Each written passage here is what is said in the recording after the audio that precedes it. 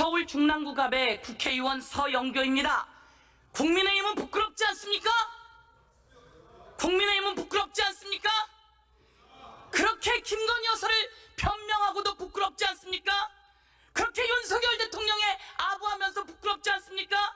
이 엄청난 범죄를 그렇게 국회에서 가리는 것이 부끄럽지 않습니까? 우리는 국민의힘을 규탄합니다. 이제 윤석열 대통령의 배우자 김건희 여사에 대해서 확실하게 수사합시다. 그리고 확실하게 처벌합시다.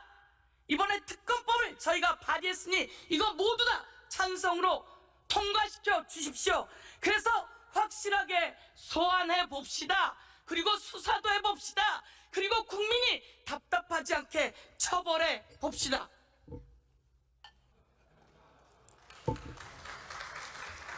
자, 저 본회의장에서 박수 치는 거 아닙니다. 예, 여러분 추석 명절 잘 보내셨습니까? 다녀보시니 뭐라 합니까? 경제는 윤석열이 다 망가뜨렸고 김건희는 왜 끌어내리지 못하냐고 이야기하지 않습니까? 너무나 많은 사람들이 이제 좀 끝내달라고 이야기합니다. 우리가 대통령으로 뽑아놨으면 대통령이 경제도 살리고 국민도 살리고 그리고 공정해야 하는 거 아닙니까? 그런데 왜 하필 부인이 그렇게 주가 조작에 연루되어서, 그리고 왜 샤넬백은 받고, 왜 인사에는 개입하고, 왜 공천까지 개입해서 국정농단을 하느냐 이 말입니다. 이제 우리는 더 이상 윤석열의 대통령 배우자 김건희가 나 부끄러워서 못 살겠다 이렇게 저는 외칩니다. 여러분, 먼저 주가 조작입니다. 23억을 수익을 보지 않았습니까? 엄마가 팝니다. 6만 7천 주를 주식 매도를 날립니다. 그랬더니 딸이 32초 만에 그것을 다 삽니다. 대한민국에 이런 엄마랑 딸 보셨어요?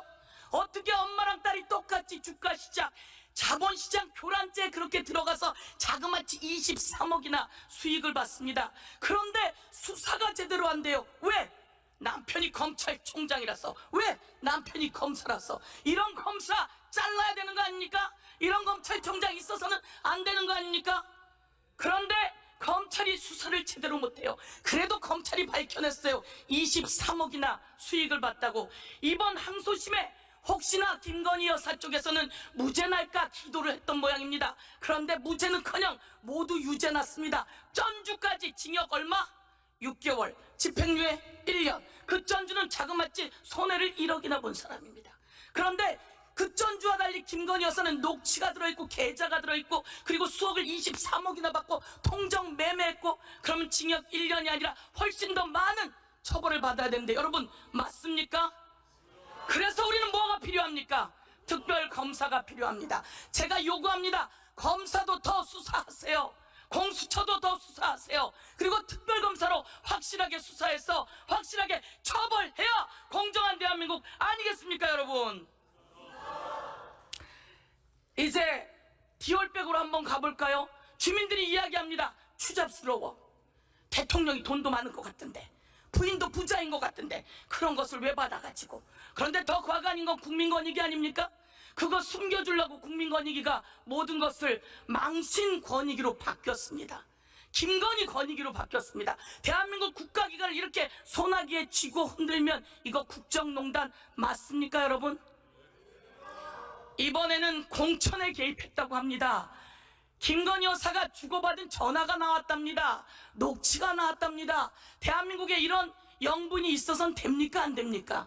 안 됩니다. 이제 공천에 개입한 국정농단까지 모두 다 탈탈탈탈 털어서 특검으로 수사합시다. 이번엔 대통령 관저 리모델링에 21g인지 몇 g인지가 거기에 또 개입돼서 불법 중개축이 있었고 불법이 있었다고 그 대통령 앞에서 덜덜덜덜 떨던 감사원이 발표까지 하지 않았습니까? 이제 그건 낱낱이 밝혀서 세상에서 공정하게 처벌해 봅시다 여러분. 자, 제가 말씀드립니다. 국민의힘 정신 차리세요. 그리고 대통령 더 이상 거부권 행사할 꿈도 꾸지 마세요. 오죽하면 특검을 이렇게 여러 번 발의했겠습니까? 당신 부인에 관한 것입니다. 윤석열 대통령 장모에 관한 것입니다. 이것과 관련해서는 거부권 행사 안 된다, 이렇게 강력히 요구하겠습니다.